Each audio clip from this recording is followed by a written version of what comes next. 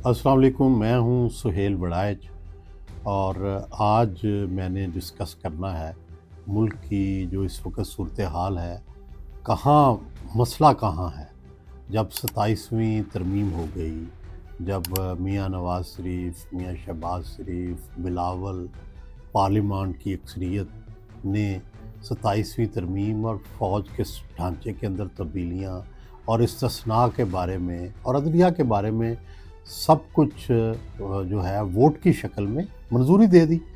तो अब ये कि बहरान क्या तसव्वुराती है, क्या ये बाहर से बैठे मीडिया ने पैदा किया है, कितनी इसमें हकीकत है और कितना ये तासुर है। तो इस पर मैं अपनी राय देना चाहता हूँ कि एक तो पहली बात तो ये है कि मेरा नहीं ख्याल कि कोई पॉलिटिकल रुकावट इसलिए है कि जो फील्ड मार्शल साहब की मुद्दत मुलाजमत या उनके ओहदे, इसके बारे में तो मेरा ख़्याल है ना पार्लियामान के अंदर कोई जो है वो मुखालफत हुई है और ना मुझे कोई नज़र आ रही है। लेकिन असल मसला शायद ये है, और ना मुझे ये लगता है कि नवाज़ शरीफ साहब या शहबाज शरीफ साहब या आसिफ ज़रदारी साहब इनकी तरफ से कोई रुकावट होगी। जब उन्होंने वोट दे दिया तो अगर गैर जज्बाती तौर पर और गैर मतलब उसको किसी बायस नज़र से ना देखें तो वोट देने के बाद तो फिर कोई एतराज़ बंदा कर नहीं सकता। अब सवाल यह है कि फिर क्यों ऐसा क्यों हो रहा है, क्यों एक खामखा क्राइसिस पैदा हो गया है, क्यों देर हो रही है। तो मुझे ये लगता है कि ये बड़ा पेचीदा मरहला है, क्योंकि 1970 में ये ढांचा बना, 73 में, और आज यूँ समझे कि उसको इतने साल हो गए हैं जो जिस तरह ढांचे के अंदर तब्दीलियां कर रहे हैं। तो वो इतने साल की तवील जो प्रैक्टिस होती है उसको जब तब्दील करना होता है उसमें उतना ही वक्त लगता है। कौन उसके लिए मुनासिब जो हैं वो लोग होंगे, कौन सी अपॉर्चुनिटी क्या होगी, उनकी आपस में वर्किंग क्या होगी,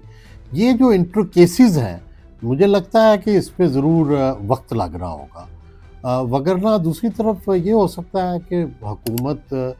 जो है क्या वो गुमसुम है, चुप है, वो भी कोई वजाहत नहीं कर रही। तो जिससे लोगों को ये तासुर मिल रहा है कि कोई इख्तलाफ हो गया है, कोई दरार पड़ गई है, कोई इससे हो गया। देखिए, इस वक्त जो सियासी जमातों की हैसियत है वो ऐसी नहीं है कि कोई रुकावट डाल सकें। ये दुरुस्त है कि शहबाज शरीफ 2 दिन के राजे ज़रूर हैं, इसमें उन्होंने ये फ़ैसले करने हैं और नोटिफिकेशन पे साइन करने हैं, लेकिन उनको पता है कि ये सिर्फ 2 दिन का राज है। फिर उसके बाद वही काम होगा जो इससे पहले था। जिस तरह पहले जो एस्टेब्लिशमेंट का रोल था उसी तरह होता है। ये जब तकर्री का चल रहा होता है, नोटिफिकेशन का चल रहा होता है, तो चंद दिन या चंद घंटों के लिए वज़ीर आज़म बहुत मजबूत हो जाता है, लेकिन उसके बाद फिर वही वज़ीर आज़म होता है और वही उसी तरह सिस्टम चल रहा होता है। हमने रहीम शरीफ के ज़माने में भी देखा, हमने जनरल बाजवा साहब के ज़माने में भी देखा, जनरल आसिम मुनीर साहब को भी जब तकर्री होनी थी तो हमने देखा कि वज़ीर आज़म अचानक चंद घंटे के लिए, चंद दिन के लिए जो है वो मजबूत हो जाता है, लेकिन फिर उसके बाद जब अपॉइंटमेंट हो जाती है तो फिर अपनी उसी पोजीशन पे आ जाता है। तो अब प्रॉब्लम ये है कि ये जो इतनी लंबी तब्दीली है और जिसके अंदर सारे ढांचे को हमने तब्दील करना है, तो उसमें वक्त लग रहा है। तो ये भी हो सकता है कि 2 फरीक हैं, एक तरफ ज़ाहिर है मुक़्तदरा है, दूसरी तरफ सियासतदान है, कि सियासतदानों की तरफ से ताख़ीर है या मुक़्तदरा की तरफ से ताख़ीर है कि अभी उनकी तैयारी मुकम्मल नहीं होगी। तो ये भी देखने की बात है कि सिर्फ एकतरफ़ा ये नहीं हो सकता कि सियासतदानों की तरफ से ताख़ीर हो, क्योंकि वो ताख़ीर जो है वो अफ़ोर्ड नहीं करते। दूसरी तरफ ये जो 27वीं तरमीम हुई है, बहुत मैंने इस पे सोचा, लोगों के तासुरात भी सुने। मुझे ये लगता है कि ये गुनाह बेलज़्ज़त है। इससे अमली फ़ायदा नहीं हुआ, लेकिन इससे तासुराती नुकसान बहुत ज़्यादा हो गया। आप ये देखें, मसलन अमली फ़ायदा कैसे नहीं हुआ कि आर्मी चीफ़ जो हैं वो पहले भी अमली तौर पर chairman joint chiefs of staff और तीनों जो फोर्सेस हैं उनके हेड थे। जंग में आपने देखा, इसके अलावा भी अमली तौर पर सारे फ़ैसले जो है वो आर्मी चीफ ही करते थे, और सारे जो है वो उनके पीछे जो है वो उनके साथ ही चलते थे। تو اس لیے میرا خیال ہے عملی طور پر تو نہیں فرق پڑا، ایک آپ کانسٹیٹیوشنلی ضرور فرق پڑا ہے، لیکن اس کا تاثر یہ گیا ہے کہ جیسے بہت مقتدرہ کا رول بڑھ گیا ہے اور جو حکومت ہے وہ بالکل کمزور ہو گئی ہے، اور مقتدرہ جو ہے وہ اوور آل انچارج ہو گئی ہے، یہ اس سے تاثر گیا ہے منفی، اور وہی میں کہہ رہا ہوں نا کہ گناہ باللذت ہے۔ دوسرا ہو گیا استثناء، بھائی پاکستان کی تاریخ میں کس آرمی چیف کو استثناء نہیں تھا؟ دو آرمی چیفز کے واقعات آپ کے سامنے ہیں کہ یحییٰ خان کا ٹرائل کرنے کی کوشش کی، نہیں ہوا، اور ان کو سلوٹ کر کے جھنڈے کے ساتھ دفن کیا گیا، اور جنرل مشرف صاحب کا جب افتخار چودھری سے بھی چاہتے تھے چیف جسٹس آف پاکستان، اور نواز شریف بھی چاہتے تھے وزیر اعظم پاکستان، لیکن نہیں ہو سکا ٹرائل، ان کو درمیان سے ہی اچک کے ملٹری اسپتال بھجوا دیا گیا اور پھر باہر بھجوا دیا گیا۔ تو یہ استثناء بھی پہلے سے ہی حاصل تھا، یہ جو تا زندگی استثناء حاصل کیا گیا ہے، یہ اس کا بھی عملی کوئی فائدہ نہیں ہے، عملی طور پر پہلے بھی یہی پوزیشن تھی، لیکن تاثر یہ گیا ہے کہ بھئی جیسے یہ استثناء کر کے ہمیشہ کے لیے اپنے آپ کو محفوظ کیا گیا ہے۔ تو میرا یہ خیال ہے کہ یہ ہو سکتا ہے کہ ان کا کوئی آئینی فائدہ ہو، کوئی ان کا قانونی فائدہ ہو، سیاسی طور پر ان کا کوئی فائدہ نہیں ہوا، بلکہ ان کا سیاسی طور پر نقصان ہوا ہے، اور پہلی دفعہ ایسے لگا ہے کہ جیسے جمہوریت کا جو پودا ہے اس کو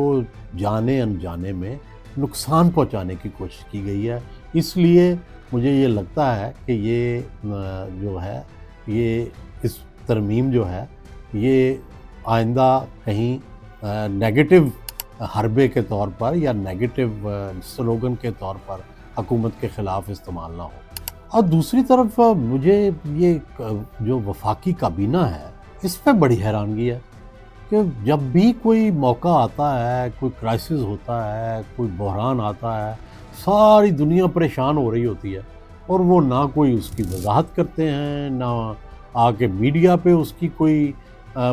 پوزیشن بتانے کی کوشش کرتے ہیں، اور اس کا نتیجہ یہ ہوتا ہے کہ پورے ملک میں طرح طرح کی قیاس آرائیاں پھیل جاتی ہیں، اور جب یہ قیاس آرائیاں پھیلتی ہیں تو ایسے لگتا ہے کہ بالکل جناب پتہ نہیں کیا چینج ہونے والا ہے، کوئی حکومت بدلنے والی ہے، حالانکہ اس کی کوئی ایسا مجھے امکان نظر نہیں آتا کہ بھئی کوئی اس طرح کی صورتحال ہے، نہ کوئی بحران ہے، نہ کوئی کچھ ہے، لیکن یہ آخر کیوں حکومت جواب نہیں دیتی؟ کیوں حکومت کے سپوکس پرسن جو ہیں، حکومت کے وزراء جو ہیں، وہ اس بارے میں کیوں نہیں وضاحت کرتے کہ بھئی نوٹیفیکیشن میں کیا دیر ہے، کس کی طرف سے دیر ہے، کیا پرابلم ہے؟ اگر وضاحت کر دیں تو معاملہ ختم ہو جائے گا، لیکن جان بوجھ کر ایسی تاخیر کی جاتی ہے، جان بوجھ کر چیزوں کو لٹکایا جاتا ہے، اس سے معاملات جو ہیں وہ کافی حد تک خراب ہو جاتے ہیں۔ اب بھی آپ دیکھیں، یہ ٹھیک ہے کہ پی ٹی آئی کے ٹرولرز یا ٹرولز جو ہیں وہ ہر وقت افواہیں پھیلاتے ہیں، وہ کاؤنٹ ڈاؤن بھی دے رہے تھے، وہ یہ بھی کہہ رہے تھے کہ جناب یہ ہونے والا ہے، وہ ہونے والا ہے، یہ ہو گیا، وہ ہو گیا، لیکن چلیں ان کو تو چھوڑ دیں، ان کے پراپیگنڈے کو۔ سوال یہ ہے کہ کیا پاکستان میں کیا ہر بندہ ایک دوسرے سے یہ سوال نہیں پوچھ رہا کہ کیا ہونے والا ہے یا کیا ہو رہا ہے اندر خانے میں؟ تو اس سوال کا جواب تو دیں، ان ٹرولز کو چھوڑیں، اب پاکستان کے اندر ہونے والی جو گفتگو ہے اس کا تو جواب دیں۔ اور پھر یہ بھی سوال ہے کہ وزیر اعظم صاحب ان کرٹیکل ڈیز میں کیوں لندن گئے اور واپس آئے، جبکہ اس کرٹیکل ڈیز میں، جبکہ ہر بندہ یہ توقع کر رہا ہے کہ یہ ٹرانزیشن جو ہونے والی ہے اس کے اندر پولیٹیشنز اور فوج جو ہے وہ مل کے انہوں نے یہ امینڈمنٹ لائے ہیں اور مل کے پاس کریں گے اور مل کے امپلیمنٹ کریں گے، تو یہاں یہ تاخیر کیوں ہوئی ہے؟ تو میرا یہ خیال ہے کہ اب بھی وقت ہے ملکوں کے بارے میں جب اس طرح کی افواہیں پھیل جائیں، اس طرح کے سیٹ اپ کے بارے میں باتیں ہونی شروع ہو جائیں، تو اس وقت ضروری ہوتا ہے کہ حکومت جو ہے اس کی وضاحت کرے